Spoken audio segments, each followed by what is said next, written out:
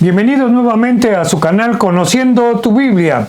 Estamos estudiando ahora o estamos en el tema de conociendo la doctrina bíblica.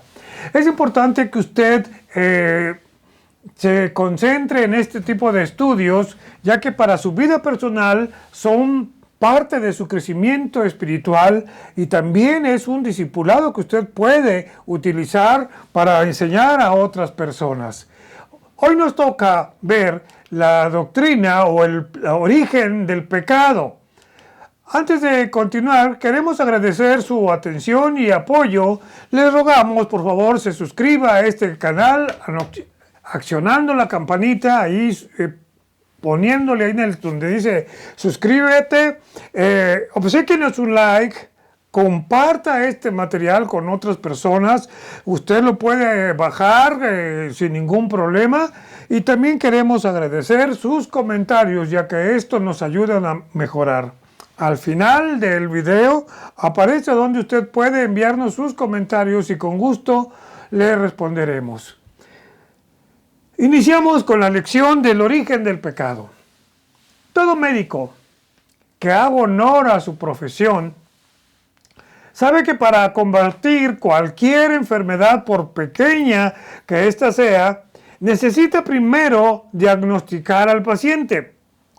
Espiritualmente, el ser humano no escapa a este concepto o esta forma y trata de resolver sus problemas esenciales de salud espiritual recurriendo a soluciones meramente humanas, es decir, como algunos se automedican.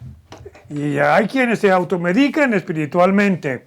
O bien recurren a profesionales que solo darán paliativos para su vida. No tengo nada en contra de estas profesiones, que considero que son necesarias. Sin embargo, muchos acuden a psicólogos, a psiquiatras o a sociólogos, quienes dan de una forma apenas cercana un diagnóstico o explicación a la necesidad emocional y espiritual del individuo y con respecto, bien, por supuesto, al desarrollo y comportamiento humano. Soluciones que van desde el control y modificación de la conducta, poniendo como fundamento del problema el contexto cultural y social del individuo. Otros que por el exceso o falta de libertad. Otros dicen que por la influencia materna o que es un problema genético. Los más catastrofistas dicen que no hay manera de entender la conducta humana. Algunas propuestas, algunos pensadores dicen con sus brillantes ideas los ha conducido a eliminar toda idea de Dios. Por ejemplo, tenemos ahí a Friedrich Nietzsche, en aquel el libro que él hizo, Dios está muerto, o el anticristo, o Ecce Homo, de este autor, consideran que Dios es algo supersticioso, que Dios es algo anacrónico. Sin embargo, tales pensadores nada positivo aportan a la vida del hombre. Solamente presentan una aparente solución y por tanto una respuesta negativa al problema existencial y espiritual del ser humano. Y el problema finalmente continúa. Como un remedio de estos pensadores o profesionales de la salud, a finales de los años 70, los especialistas en conducta humana descartaron la idea del pecado, considerando este pensamiento como algo peligroso, señalando incluso a la religión como productora y promotora del complejo de inferioridad, dando como recomendación a sus pacientes que se deshagan de todo tipo de sentimiento y pensamiento de pecado y de culpa, recetando a sus clientes la mejor solución, y lo digo así entre comillas: haga usted lo que quiera. De ahí surge aquella frase famosa en los 70s, 80s, just do it, haga usted lo que quiera, idea que ha permeado a toda la humanidad y con ello se elimina o tratan de eliminar la idea del pecado. En la actualidad, la palabra pecado no es muy popular o aceptada, y mucho menos a la gente que le gusta que le digan o le llamen pecador. Sin embargo, este concepto se ha convertido ahora en algo relativo y cualquier falta o pecadillo como el adulterio o la mentira o las borracheras o el robo se ha impregnado en la conciencia del hombre formando parte de él. Lo que ha llevado a la sociedad a racionalizar y aceptar el pecado como algo natural, como algo cultural, incluso como algo normal, justificando así todo pecado, incluso para no ofender o que no se ofendan las personas, le han cambiado el nombre y así sentirse mejor. Por ejemplo, ya no es alcohólico, ahora es dipsómano. Ya no es mentiroso, ya es mitómano. Ya no es prostituta o prostituta, ahora es un trabajador sexual. Y así podríamos seguir justificando la conducta humana.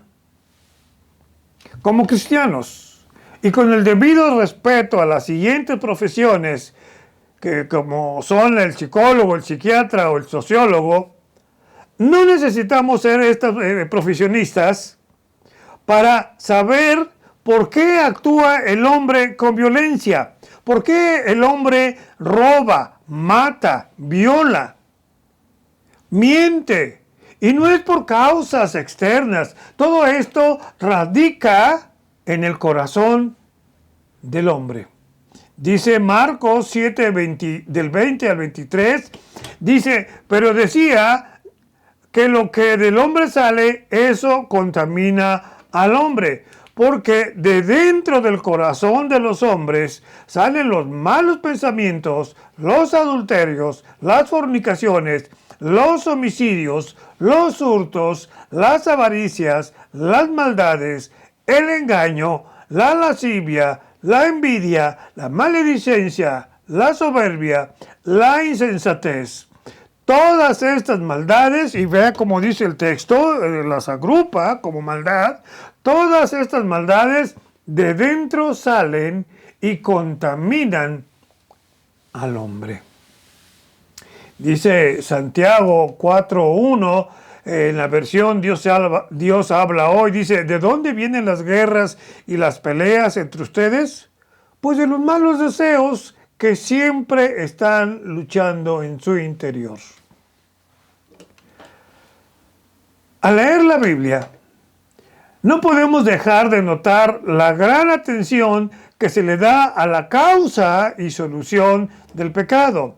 Por ejemplo, cuando hablamos del pecado, la mayoría de la gente se detiene a pensar en pecados escandalosos, como son los homicidios, las violaciones, los adulterios o el narcotráfico. Sin embargo, la palabra de Dios también llama pecado a la mentira, a la idolatría.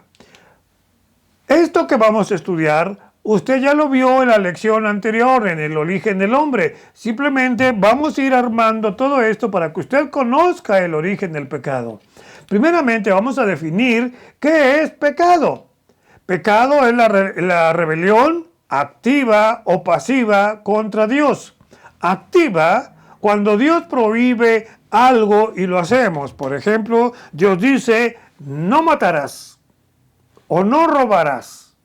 ¿Y qué hacemos?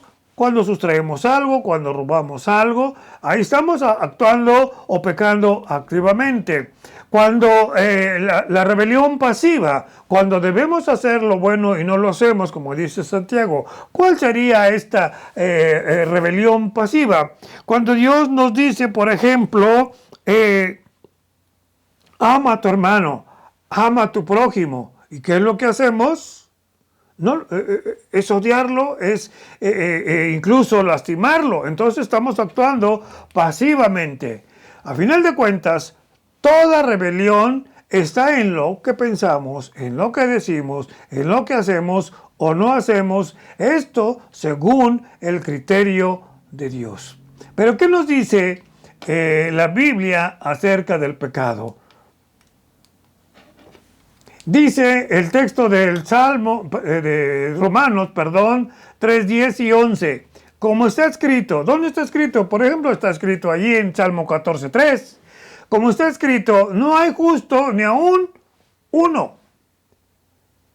No hay quien entienda. Es decir, hay muchos cabezas duras. No hay quien busque a Dios. Luego tenemos el texto de Eclesiastés 7, 20 y 29. Son dos textos que me llaman mucho la atención con respecto a aquellas personas que dicen ¿por qué Dios permite el pecado? Y aquí vemos quién es el causante del pecado y de las desgracias incluso que existen en la misma sociedad. Dice Eclesiastés 7:20, ciertamente no hay hombre justo en la tierra que haga el bien y nunca peque. He aquí, solamente esto he hallado, que Dios hizo al hombre recto, pero ellos buscaron muchas perversiones. Como podemos ver, Dios lo hizo todo perfecto, pero la perversidad del hombre ha trastocado incluso la misma sociedad. Todos los hombres, a partir de Adán, recuerden la lección anterior, nos constituimos en pecadores. Lo que hizo Adán como representante de la humanidad, como nuestro origen, nos implicó a todos. Por eso dice el texto de Romanos 5:12. Por tanto, como el pecado entró en el mundo por un hombre, es decir, por Adán, y por el pecado la muerte, es decir, la separación con Dios y después la muerte física, así la muerte pasó a todos los hombres por cuanto todos pecaron. ¿Qué quiere decir esto? Que todos somos pecadores. La santidad de Dios incluye pensamiento, palabra y obra de absoluta perfección que Dios mismo demanda. No hay ser humano que pueda alcanzar esa santidad perfecta, por lo tanto, siendo todos pecadores, todos somos culpables.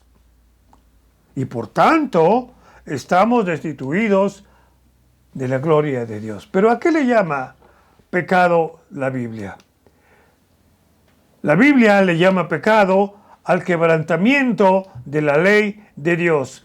Dice 1 de Juan, capítulo 3, versículo 4, dice, todo aquel que comete pecado infringe también la ley, pues el pecado es infracción de la ley. ¿A qué otro más le llama la Biblia pecado? Toda maldad es pecado. Dice aquí el punto número 2, 1 de Juan 5, 17, nos dice que toda injusticia es pecado. Número 3, no hacer lo bueno es pecado. Dice Santiago 4, 17, y el que sabe hacer lo bueno y no lo hace, es decir, un pecado de pasividad, le es pecado. Abrigar incluso malos pensamientos es pecado. Dice Mateo 5, 28 y 15, 9, dice, porque del corazón salen los malos pensamientos, es un texto muy parecido al que acabamos de leer, salen los homicidios, los adulterios, las fornicaciones, los hurtos, los falsos testimonios, las blasfemias. Vamos a ver entonces ahora el origen del pecado. El primer pecado del cual tenemos noticia ocurrió cuando el ángel Lucero quiso ser igual a Dios. Eso nos lo consigna Isaías 14, 12 al 14, y también el texto de Ezequiel 28, pero vamos a ver este de Isaías 14, 12 en adelante. Dice: ¿Cómo caíste, oh lucero, hijo de la mañana? Cortado fuiste por tierra, tú que debilitabas a las naciones, o sea, era malo con las naciones. Tú que decías en tu corazón, vea la soberbia de este ser y de esta arrogancia: subiré al cielo, en lo alto de en lo alto junto a las estrellas de Dios, levantaré mi trono, y en el monte del testimonio me sentaré a los lados del norte. Sobre las alturas de las nubes subiré, y vea esta arrogancia, y seré semejante al Altísimo. Esto que vemos aquí es un pecado de orgullo. Y por eso fue arrojado Satanás. Y ahora este ser, la Biblia le llama Satanás, el maligno o diablo. Pero el primer pecado sobre la tierra se describe en Génesis 3. Por favor, recurra a la lección anterior, en el origen del hombre. Y este pecado ocurrió en el jardín del Edén, cuando Adán y Eva desobedecieron a Dios comiendo de aquel fruto prohibido, convirtiéndose así en pecadores y considerando como también pecados de orgullo y rebeldía, pues ellos, según lo que les dijo Satanás: el día que ustedes coman de este fruto, serán semejantes a Dios. Entonces ellos quisieron ser igual a Dios. Por esto ese es un principio demoníaco. Pretendían también ser como Dios. Y cuando decidieron comer de este fruto, tal acto levantó una barrera entre ellos y Dios. Y a partir de ahí, todos nacemos con esa barrera. ¿Cuáles son los resultados? Bueno, la tierra es maldecida. Vemos aquí Génesis 3, 17, por cuando obedeciste a la voz de tu mujer y comiste del árbol, maldita será la tierra por tu causa. Se lo está diciendo a Adán. A la mujer le dice: dolor y sufrimiento en la mujer al dar a luz. Ahí tiene usted el texto: multiplicaré en gran manera los dolores en tus preñeces, y con dolor darás a luz los hijos. Génesis 3, 16. Sujeción de la mujer al hombre: y tu deseo será para tu marido, y él se enseñoreará de ti. Trabajo agotador para obtener el sustento. Dice Génesis 3, 19: con el sudor de tu rostro comerás el pan hasta que te mueras. O sea, si querías llevártela leve, ahí tienes la sentencia. Muerte física y espiritual. Génesis 3:19 dice: porque de ella fuiste tomado, pues polvo eres y al polvo volverás. Recordemos que en Edén ellos tenían esa perfección en su vida, y a partir de que ellos pecan, se separan de Dios, y a partir de allí son condenados a la muerte. Ya tenemos el texto ahí de Romanos 5:12 que acabamos de leer. Entonces, continuamos.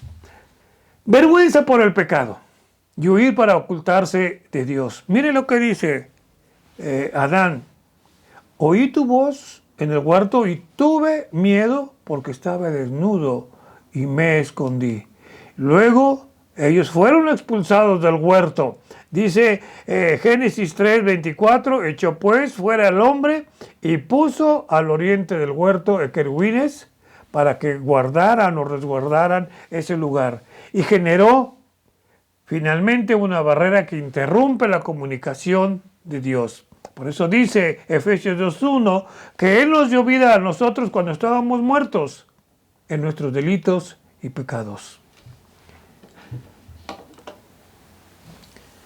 El tributo por pecar es el sufrimiento físico, el emocional, el espiritual, porque queda rota esa relación con Dios. Desde entonces, el pecado de Adán y Eva ha causado daños incalculables y en muchos casos daños irreparables.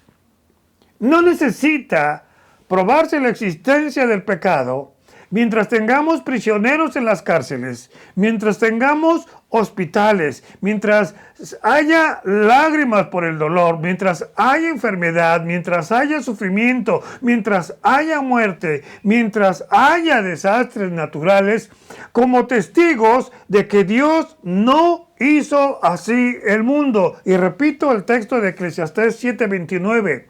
He aquí, solamente esto he hallado, que Dios hizo al hombre recto. En Génesis 2, 1 y 2, perdón. Pero ellos, a partir del capítulo 3, buscaron muchas perversiones. Si usted quiere saber por qué la tierra está cada día convulsionándose, lea ahí ese texto de Isaías 24, del 1 al 5 o en adelante todo el texto. ¿Cuál es el castigo del pecado? Dice Romanos 6:23, porque la paga del pecado es muerte. Es decir, mientras el hombre viva en sus pecados, está muerto espiritualmente y debe también en su momento hacer frente a la muerte física, pero con el problema de que estará por siempre separado de Dios si éste no se arrepiente. Si el hombre muere en sus pecados, está destinado a la muerte eterna, es decir, a la separación eterna de la presencia de Dios. Es estar eternamente separado.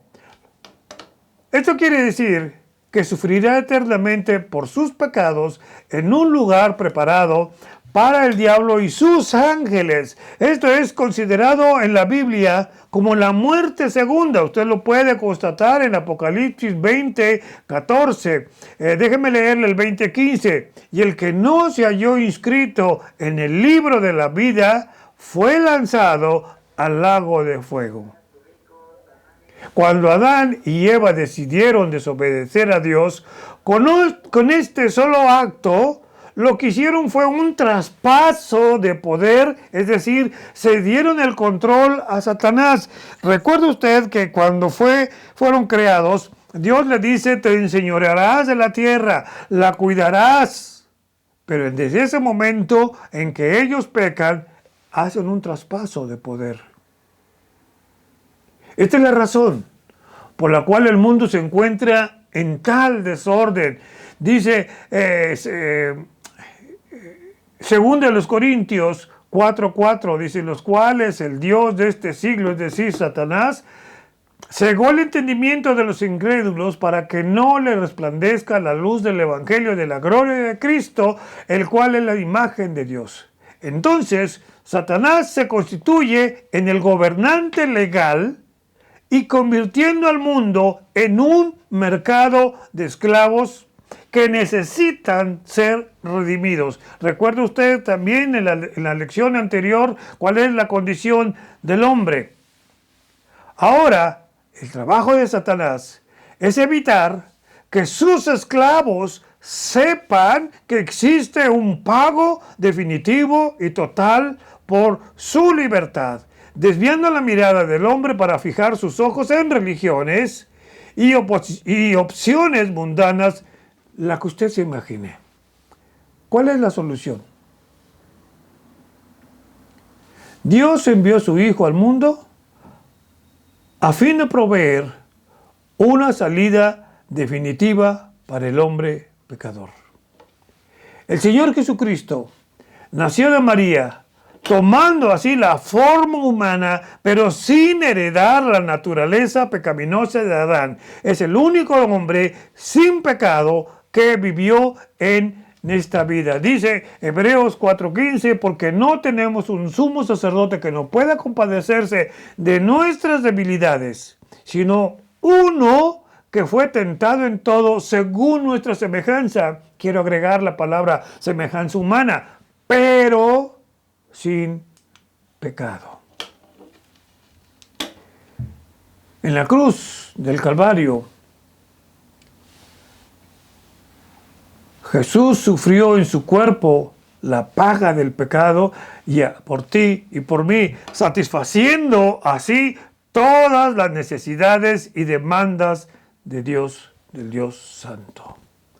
Y como el castigo del pecado ha sido pagado, Dios puede ahora dar vida eterna a todo aquel que se arrepiente y acepta a Jesucristo como su Salvador personal. Por eso dice 2 Corintios 5:21, al que no conoció pecado, por nosotros lo hizo pecado, para que nosotros fuésemos hechos justicia de Dios en él. Y luego tenemos 1 de Pedro 2:24, quien llevó él mismo nuestros pecados en su cuerpo sobre el madero, para que nosotros, estando muertos a los pecados, por la obra de Jesucristo, vivamos en la justicia, y por cuya herida, es decir, me gusta ese texto porque todo su cuerpo era una herida, era una llaga, por cuya herida fuiste sanado, es decir, por esa herida en todo su cuerpo. Cuando una persona confía en Cristo, es salvada del castigo eterno y del poder del pecado. Eso no quiere decir que no pecará jamás, o que tiene licencia para pecar. Significa que todos sus pecados pasados, presentes y futuros han sido perdonados y que nunca será juzgado por ellos. Dice Hebreos 10:17, y nunca más me acordaré de sus pecados y transgresiones. Además, ahora esta persona tiene poder para vivir para Dios. Sin embargo, si alguien que dice tener a Cristo en su corazón, o alguien que se dice cristiano, persiste en su pecado, o bien puede ser disciplinado por Dios, o lo que dice ser fue una decisión emocional.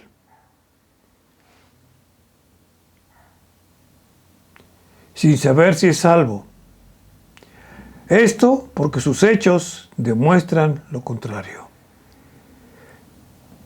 Jesús es el único mediador entre Dios y los hombres, porque es el único que conoce las exigencias de Dios y las necesidades y miserias del hombre. Dice Hechos 4:12, y en ninguno otro, por favor, preste atención a estos textos, en ninguno otro, es decir, y con todo respeto a las personas que lo creen, ni en María, ni en los santos, ni en el purgatorio, no hay salvación, porque no hay otro nombre bajo el cielo dado a los hombres, es decir, a la humanidad, en el que podamos ser salvos. Y luego 1 de Timoteo 2:5, note una vez más la palabra de Dios, como dice que hay un solo Dios y un solo mediador entre Dios y los hombres, Jesucristo. Y si lo nota, una vez más y con el debido respeto, no habla de una religión, no habla de unos santos, no habla de personas que supuestamente los canonizan, no habla de María, no habla de un purgatorio. Dice claramente, hay un solo Dios y un solo mediador entre Dios y los hombres, Jesucristo, no hay más. No le busquemos, como dice el pueblo, 3 pies al gato sabiendo que tiene 4. Primera a los Corintios 15:22 nos lo vuelve a confirmar, porque así como en Adán todos morimos, también en Cristo todos serán vivificados. La pregunta es, ¿usted ya tiene a Jesucristo en su corazón?